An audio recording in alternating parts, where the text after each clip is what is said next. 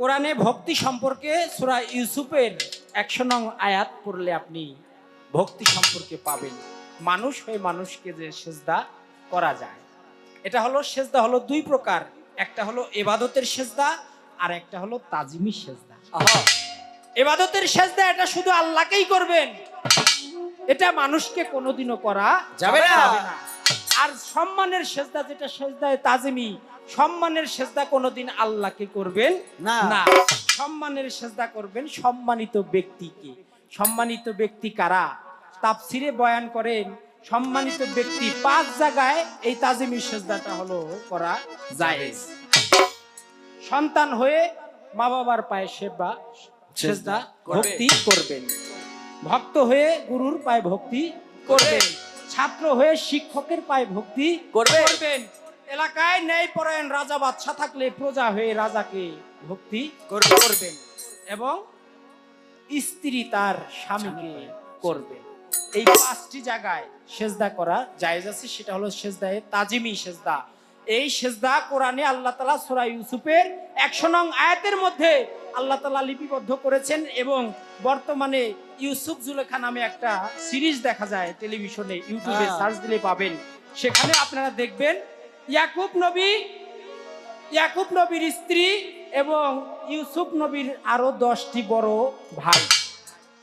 ইউসুফ নবী ইয়াকুব নবীর সন্তান। এই ইয়াকুব নবী বাবা হয়ে, ইয়াকুব নবীর স্ত্রী মা হয়ে, বড় 10 ভাই হয়ে ছোট ভাই ইউসুফ নবীকে সেজদা করেছিল, যা কোরআনের মধ্যে আল্লাহ তাআলা লিখেছেন, দিয়েছেন, এবং কাল কিয়ামত পর্যন্ত এটা কোরআনে থাকবে। এটা যদি কোনো কোরআনের আয়াত রহিত করে বাদ দেয়, তাহলে আরেকটা আয়াত নাজিল করে তারপরে বাদ দেওয়া হয়। কিন্তু সূরা ইউসুফের ১০০ নং আয়াতের মধ্যে যেই সেজদার কথা আসছে, এটার পরিপ্রেক্ষিতে বাদ দেওয়ার জন্য আর কোনো আয়াত আল্লাহ তাআলা নাজিল করেন নাই। তাই যেহেতু ইয়াকুব নবী, তিনি তো আল্লাহর নবী নাকি? তিনি তো আর আমার মতো বয়তি না, সাধারণ কোনো মানুষও না। ইয়াকুব নবীর স্ত্রী এবং তার বড় 10টি সন্তান মিলে ইউসুফ নবীর পায়ে সেজদা করেছিল।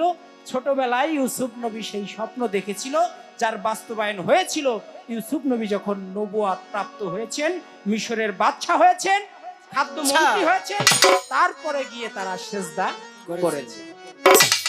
এটা বললাম সেজদার কথা। আর নজরানার কথাই, যে গরু ছাগল মহিষ নিয়ে আসেন দরবারে, ভক্তি দিয়ে টাকা পয়সা দেন, আজকেও দিলেন, এটা হলো সূরা মুজাদ্দালার 12 নং আয়াতের মধ্যে আল্লাহ তাআলা বলেছেন যে, হে বান্দাগণ, হে মুমিনগণ, তোমরা দয়াল নবীর সাথে যখন তোমরা নিগুড়ে বসে আলোচনা করতে যাও, অবশ্যই তোমরা গোপনে কিছু নজরানা দান করো। সুবহানাল্লাহ। 12 নং আয়াত আপনারা পড়ে দেখবেন, কোরআনে এর স্পষ্ট প্রমাণ আছে। এর জন্যই আমরা যারা গুরু গোসাই পীর সাহেব হইছি, আমরা এরকম নজরানা নেই, আপনারা ভক্তি দিয়া দেন। আর গরু ছাগলের বিষয় হলো, এই মানব আসছি মানব সুরতে, কিন্তু কবি জালালউদ্দিন খাঁ বলছে, শুধু হাত পাও নিয়া জন্ম নিলেই মানুষ বলে কই না তারে, মানুষ হইতে কয়জন পারে।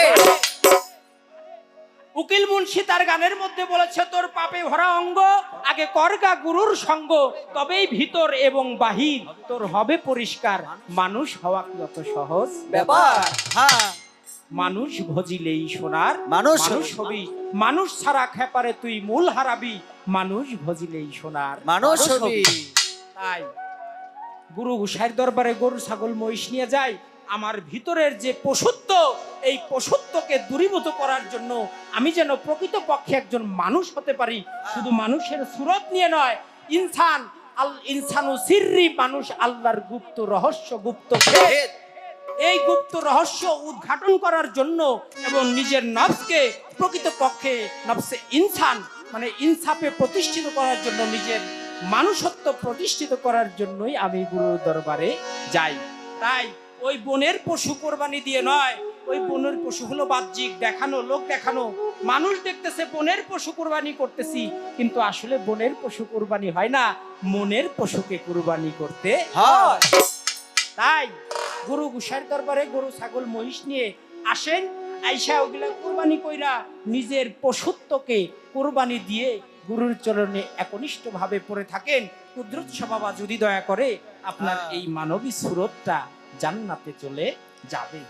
আর যদি মানব কুলে আসলেন ঠিকই, মানব কুলের কোনো কর্ম আমার দ্বারা হলো না, মানুষের কাজ আমার দ্বারা সম্পাদন হলো না, রাস্তা দিয়ে হাইটা যায়, আমার ধাক্কা খাইয়ে এক মুরব্বী লোক পইরা যায়, পইরা যায়, উনি তো কোমরে শক্তি নাই, কোন রকম লাঠি ভর কইরা এরকম কোমরে হাত দিয়া সোজা হয়ে দাঁড়ায় আর কয় কিরে এটা মানুষ গেল না গরু গেল? কয় কয় গেছে তো ঠিকই মানুষ, সুরতটা মানুষের, কিন্তু ওর স্বভাবটা মানুষের না, পশুর স্বভাব। এই পশুর স্বভাবকে সুস্বভাবে পরিণত করার জন্য একজন ইনসানে কামেলে প্রতিষ্ঠিত হওয়ার জন্যই তোমাকে এই কর্মগুলো করতে হবে, গুরু ধরতে হবে। নামাজ, রোজা, ইবাদত, বন্দেগী যাই কিছু করেন বাবা, আপনাকে মুরিদ হইতে হবে, কারণ মুরিদ শব্দের অর্থ হচ্ছে আত্মসমর্পণকারী। মুসলমান শব্দের অর্থ যেমন আত্মসমর্পণকারী, মুরিদ শব্দের অর্থও হলো আত্মসমর্পণকারী। যে ব্যক্তি বেশি বেশি হজ করে তাকে আমরা বলি এই যে হাজী সাহেব যায় নাকি, বেশি বেশি দান করলে কই এই লোকটা খুব দানবী, বেশি বেশি নামাজ পড়লে আমরা কই এই লোকটা খুব নামাজি, বেশি বেশি রোজা রাখলে আমরা কই এই লোকটা খুব রোজাদার। আচ্ছা, নামাজ পড়লে কই নামাজি, দান করলে কই দানবী, রোজা রাখলে কই রোজাদার, হজ করলে কই হাজী, মুসলমান কই কারে বাবা? মুসলমান সেই যে ব্যক্তি আত্মসমর্পণ করে, সেই ব্যক্তি মুসলমান হইতে পারে। যে ব্যক্তি আত্মসমর্পণ করে না, সে ব্যক্তি পারফেক্ট মুসলমান হইতে পারে না। এখন আত্মসমর্পণ করবেন কার কাছে? আল্লাহর কাছে। আল্লাহ কোনোদিন আইসা বলবো না এই যে বাপেল দেখ আমি আল্লাহ তোর সামনে আসছি, আয় আমার কাছে আত্মসমর্পণ কর, বলবে কোনোদিন? কোনোদিনও বলবে না। আল্লাহ তাআলা উসিলা ছাড়া কোনো কিছু দেনও না, উসিলা ছাড়া কোনো কিছু নেনও না। দুনিয়াতে আসছি, আল্লাহ চাইলে আসমান থেকে ঠাস ঠাস করে পাঠাইতে পারতো, তা পাঠায় নাই, মা বাবার উসিলার মাধ্যমে আমাকে দুনিয়াতে পাঠাইছে। তেমনি করে আল্লাহ তাআলা পর্যন্ত পৌঁছাইতে গেলে যে ব্যক্তি আল্লাহ রাসূলকে চিনে জানে, এমন একজন পীর মুর্শিদ ওলি আল্লাহর গোলাম ছাড়া কোনোদিনও আল্লাহ পর্যন্ত পৌঁছানো যাবে না। তাই আল্লাহ তাআলা বলে উসিলা ছাড়া আমি কোনো কিছু গ্রহণ করি না। এরা আল্লাহর ওলি, আল্লাহর বন্ধু। আল্লাহর বন্ধুর কাছে আত্মসমর্পণ করলে আল্লাহ বলে ওই এটা আমার কাছেই